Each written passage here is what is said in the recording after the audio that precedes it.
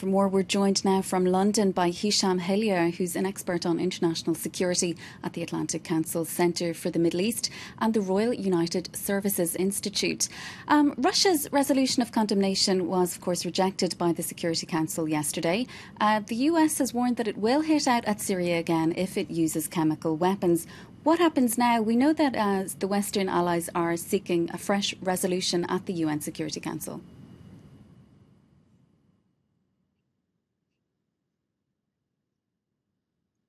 So I think that we have to keep in mind that this is all about maintaining certain stances in front of each other within the international community.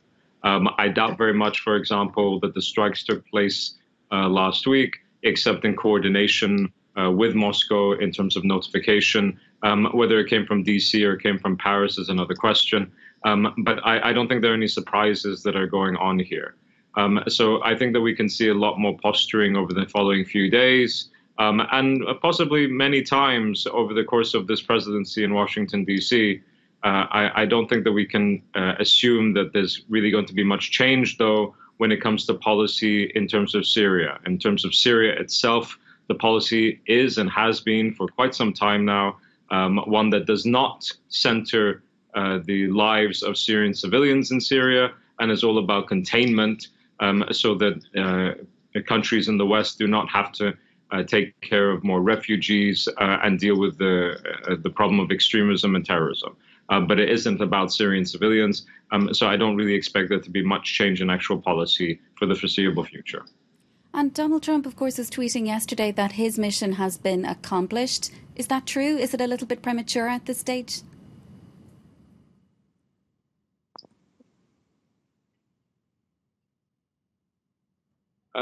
We exist in a time where a president says a mission accomplished within a couple of days of striking in some sort of undefined manner. So I'm not really sure how we take that.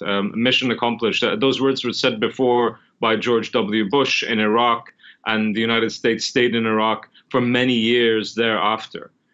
So I'm not sure that there was any importance to saying that, with the exception of simply, as I said, a lot of posturing that's involved and being able to say to his base in the United States, I've done something. I said that I'd do it. I did it. We can all clap ourselves on the back now. So no, I don't think that anything has been accomplished. What's been accomplished? At the very best, the Syrian regime will think twice about using chemical weapons. And I say think twice. They may not think more than that. And they're completely emboldened, as they were before the strikes, to use what other weapons that they've used in the past and will continue to use in the future to kill more Syrian civilians. So if that's the mission, I'm afraid it's not a very good one. And what about chemical weapons inspectors? They're being deployed to Douma this weekend, but more than a week after the suspected chemical attack, what are they likely to find, if anything?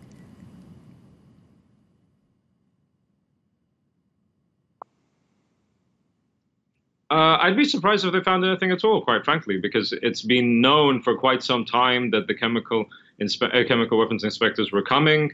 A lot of things have undoubtedly been removed. Having said that, there are some things that you can't actually get rid of, which is why when chemical inspectors have gone to Syria so many times in the past, invariably the vast majority of investigations that have been reported thereafter certainly point the fingers in the direction of the Syrian regime.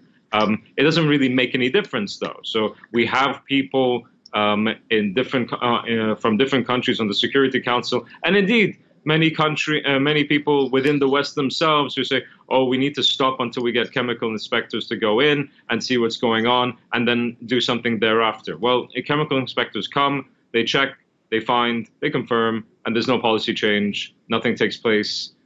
Those reports are not cited. They're only cited as reports to be done. So you'll have people on the left in different countries, including my own in the United Kingdom. They'll say, "Oh, we need to wait until the inspectors come in," and then they come in, and then there's silence because the reports come back and say that the Syrian regime is responsible. So no, I don't expect them to find very much, and I don't expect it to make too much of a difference anyway. Okay, thank you for that update, Hisham. That's international security expert Hisham Hellyer coming to us there from London. Well, France.